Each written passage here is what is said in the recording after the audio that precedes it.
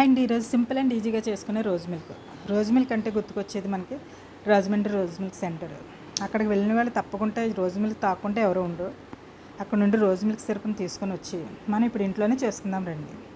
ముందుగా చిక్కటి పాలు తీసుకొని రోజ్ మిల్క్ సిరప్ని కూడా తీసుకొని ఇప్పుడు పాలు మరిగించి తీసుకొని చల్లార్చుకొని పక్కన ఉంచుకున్న తర్వాత ఒక గాజు బౌల్లోకి ఒక కప్పు సిరప్ వేసుకుని, ఒక కప్పు సరిపోతుంది ఒక గ్లాస్కి, ఒక గ్లాస్ పాలకి ఒక కప్పు సిరప్ సరిపోతుంది. మరొక గాజుగా తీసుకున్నది మరిగించిన చల్లార్చిన పాలు కూడా వేసుకొని ఇవి రెండు బాగా మిక్స్ అయ్యేంత వరకు కలుపుకొని మనం ఇదే సిరప్ తోటి కోవా సేమియా కూడా చేసుకుంటే అక్కడ తిన్నటువంటి టేస్టే వస్తుంది.